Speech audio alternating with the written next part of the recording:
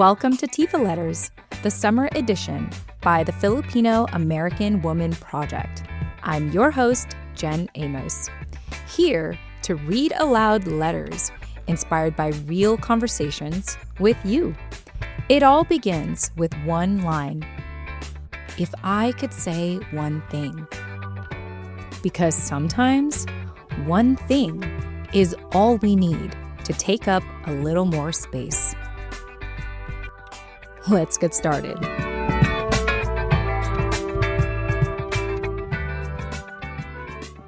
Listener discretion advised. This letter contains strong language, which may be sensitive for some listeners. If I could say one thing, it's this. I've never met someone more racist than another Filipino person. Dear P, you text me this morning. Hey girl, you coming to the next one? I set my phone face down on the counter, made myself coffee, gave myself a moment, looked out the window, thought, and then picked back up my phone. Am I coming to the next one? Well, that is a loaded question. First and foremost, let me say that for meeting someone like you for the first time, I genuinely like you. I think you're great, and I think we could be great friends. But before I could answer that question, I need you to know how that last dinner went. It meant a lot having just met me, already eager to invite me to your social gatherings. And the way you organize your Friday dinners is nothing I ever experienced before. See, I don't do too well in purely social settings. I tried the whole college party scene and I just did it because everyone else was doing it. But honestly, I would not go back to that. So your dinner parties were very fascinating. You and your roommates had structure. Apparently, every Friday for dinner, you would take turns making the main dish for everyone. And for anyone that you invited to your dinner party, you would just encourage them to bring a side dish, a beverage, anything to share with the group. I remember the first dinner party I came to, and I asked them, "Can I help with anything?" And P, you insisted, "No, girl, just take a seat, relax, and wait for dinner to get started." Honestly, I would have preferred to help because I like to keep my hands busy, especially in social settings, but I appreciated the gesture and decided to take a seat at the kitchen table and indulge in a little small talk. Once dinner was ready, we all circled around the main dinner table. The main dishes and side dishes were all at the center, and we all started taking turns, picking up the main dish, scooping a little, putting it in our own plate, and then handing the main dish to the next person to do the same. Very structured, very systematized, and throughout the dinner, I felt at ease because the main host of that night had a deck of cards just dedicated to icebreaker questions. And not just the lighthearted, "What's your favorite color?" or "What's your sign?" but questions like, who would conspire in burying a dead body with you? I mean, wow, I just met y'all and already we're going there. But I loved the structure of it. I really felt that I could be present, I could listen, I can answer icebreaker questions asked at me, and I immediately felt safe. You have to understand, at my Filipino potluck parties, structure does not exist. You show up 2 hours after the said time. There's food laid out in the table like an open buffet. You help yourself, you sit wherever you want. But with family, you're always being asked the same icebreaker questions. How's school? Are you graduating soon? What kind of job are you going to get? Are you dating someone? Are they Filipino? What are they? An engineer? A nurse? What are they studying to be? And Claire, are you studying? How hard are you studying? You dropped that extracurricular activity, right? I noticed it was affecting your grades. Why don't you visit home more often? And on and on and on and on. All the same questions. But here, it was different. I mean, a little too different. I never really thought about who would join me in burying a dead body. But it was a change of pace, especially around people I just met for the first time. Speaking of which, that night, it was myself and P and 5 other guys. They all trickled in one by one. Just so happened that I came pretty early. When each one arrived to the dinner, I did the polite, "Hi, I'm Claire. What's your name?" "Oh, how do you know P?" Wow, small world, right? Until eventually, the last person showed up. I was talking to someone, so I only noticed this person in my peripheral. But a question mark immediately popped up in my head. Is he Filipino? I did recall that one of the housemates said that Marco was showing up, and he said something like, "I think he's Pacific Islander." So when he actually showed up, I thought the same thing. I was like, "You're definitely some kind of Asian, but are you Filipino?" Of course, I kept that to myself as I was chatting it up with someone else. So jumping back to the dinner table, we're all seated. We all systematically took turns taking from the main dish and filling up our plates and being asked by the dinner host icebreaker questions. The guys decided to drink, and tonight, because getting to know everyone for the first time, I thought I'll be sober, just in case. In the midst of conversation, of course, I couldn't keep Marco out of my eyesight.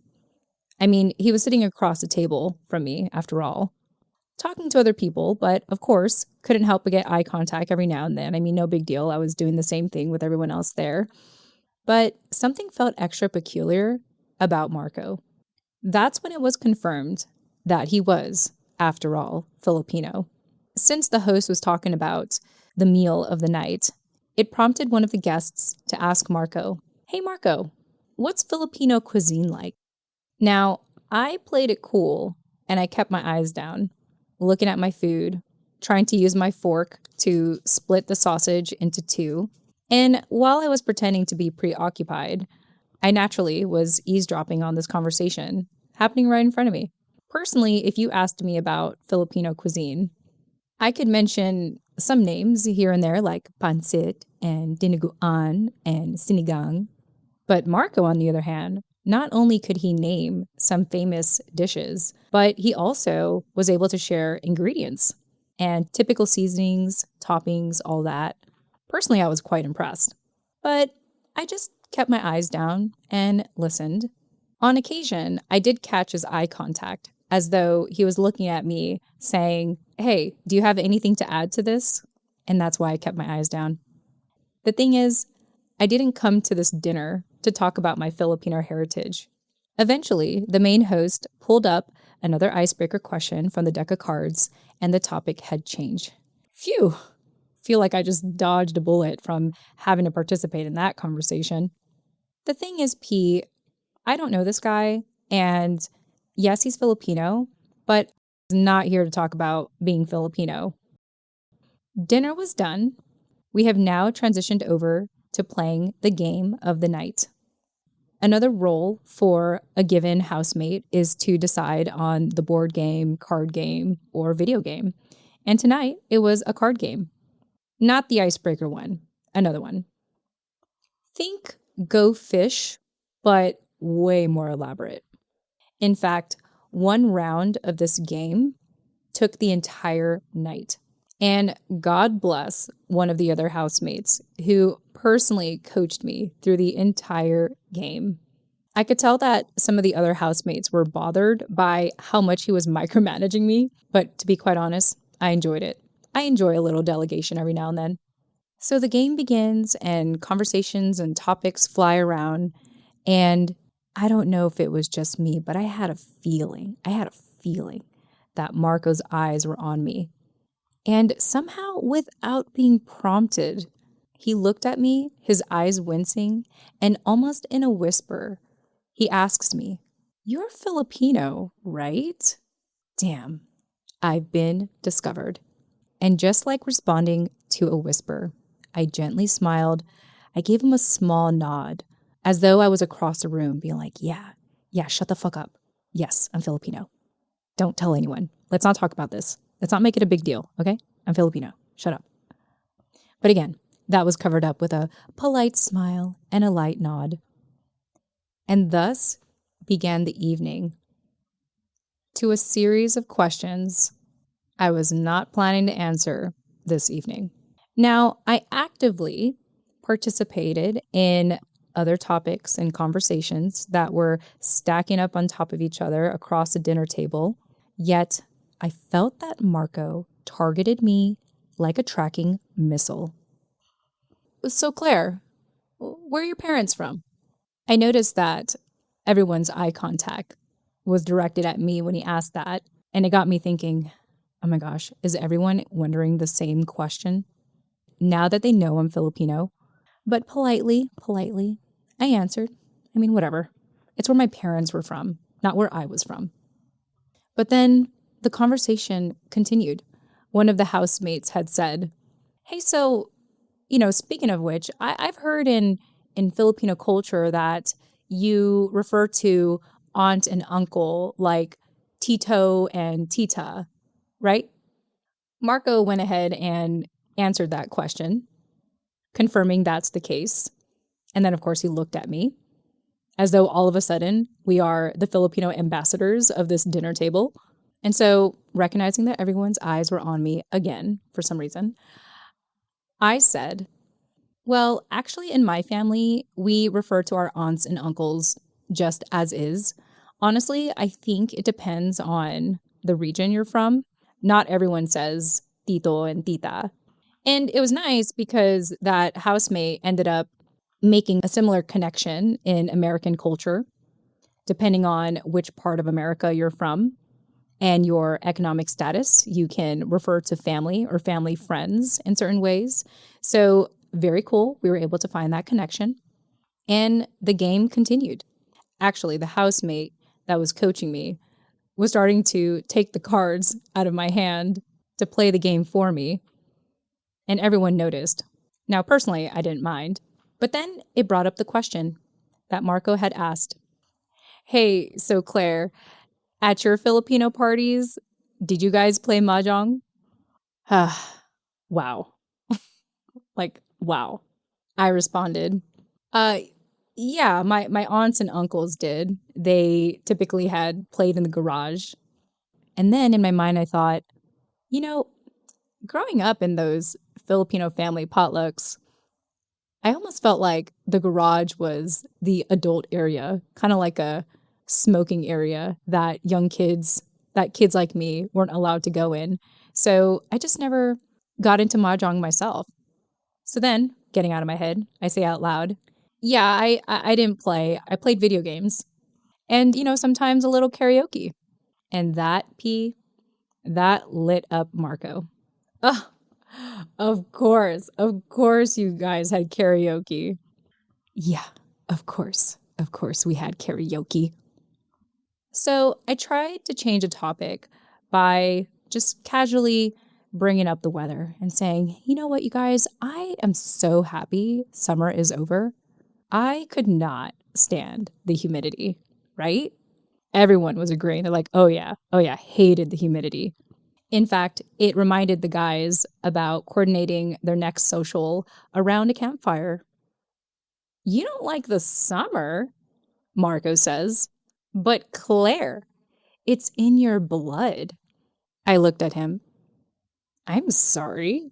When did you read my blood test results? I brushed it off and continued on with the card game. I mean, at this point, I was kind of on autopilot because my housemate coach was pretty much playing my cards for me at this point. But I drew my attention to the host of the night. And The host started to get into a very personal story, and I wanted to hear it. I wanted to hear all of it. I mean, he was sharing it, and he was a little inebriated at this point, so of course I want to hear it because, juicy details and all. So just to make sure I wasn't jumping in the middle of something, I said, Hold on, pause. I want to hear this. What are you talking about?" And right on cue, Marco says, "Oh my gosh, you're such a chismosas." Chismosas? Is that even how you say it? And seriously, dude, the only person that would know that phrase is me, and I hate that I know what that means because essentially you're calling me a gossip. So I look straight at Marco and I say, "Marco, I'm not gossiping. He's right in front of me. I am asking him directly." I mean, bro, do you even know what gossip means? It means that you're talking about someone who is not in the room. And clearly, the host is in the room. Chismosas. And you know what Marco does? He laughs. Like I was being cute. Like, what is going on? Is he flirting with me? Doesn't he know I'm a married woman? Didn't you just hear me talk about my husband in the midst of all these conversations? The night was getting late, and we were still playing the first round of the card game. So, jokingly, I said, "Hey, let's raise the stakes. How about we bet on this?" And as though Marco had found a pot of gold, he shrieks, "Wow, you are so Filipino." I mean, I don't even know where to begin. I mean, what are you, Marco? The Filipino whisperer? Didn't you already figure that out from the moment you asked me if I was Filipino? Like, how many more questions and accusations and observations did you have to make so that you can confirm? You can confirm with confidence that I'm Filipino, but not just Filipino. I'm so Filipino. And while we're at it, how dare you? How dare you ask if I'm Filipino the moment you suspected it? How dare you say, "Oh, of course, you had karaoke at a Filipino party"? How dare you tell me that summer is in my blood? And how dare you call me a chismosa when the person I wanted to know about was literally right in front of me? And how dare you for calling me so Filipino for just suggesting a friendly bet? How fucking dare you? You don't know me. Here's the thing, P. I don't want you to think that I'm some kind of self-loathing Filipino. But the problem is, when I run into another Filipino in a sea of non-Filipinos, all of a sudden, we make it about being Filipino and nothing more. It's always about, where are your parents from? Can you speak Tagalog? What's your career? All the things that I already get asked at family parties. So when I came here, I thought, oh, talk about a breath of fresh air. And little did I realize I would be ambushed by this fervent Filipino man whom I just met. For someone like Marco, it's a breath of fresh air when he runs into another Filipino person like me. I get it. I understand the impulse. I've done it myself. I just didn't plan to do it here. It felt like Marco was so fixated on me being Filipino that he just completely glossed over the fact that part of the conversations I had that night involved my marriage, involved how one of the housemates and I were from California. We also had conversations about getting back at the gym and working out again and getting healthy again. The host sharing a deep, personal, vulnerable story to all of us. All the while, the other housemate playing my hand of cards for me. Now, was anything about that being Filipino? No. So, going back to your text message, P, am I coming to the next one. Here's my response. And I thought about this response very carefully. Aw, girl, sounds fun. I'll have to sit this one out though, but have a great time. Sent. Now, I don't know if she'll pick up on this, but there probably won't be a next time. Because if I could say one thing, it's this. To the Filipinos out there, like Marco, that just get so excited when I'm Filipino, that all they want to do is talk about being Filipino. Hear me when I say this. Look, I know where I came from, and I'm proud of it. But for the love of God, stop sending me back there. Sincerely, Claire.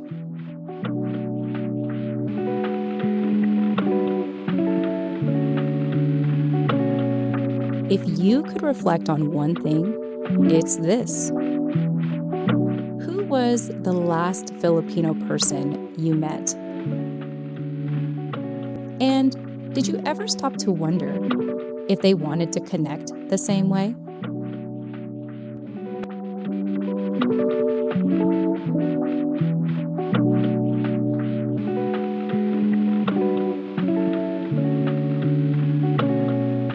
Want to respond? You can reply today at tfaletters.com. That's TFAW, as in the Filipino American Woman, letters.com. Or better yet, write your own letter. Submissions are now open. You can include your name or stay completely anonymous. So, if you could say one thing, what would it be? Subscribe for free today at tfaletters.com and follow the steps in the welcome email to submit your letter. I hope to read yours in the next season. Until the next letter, bye for now.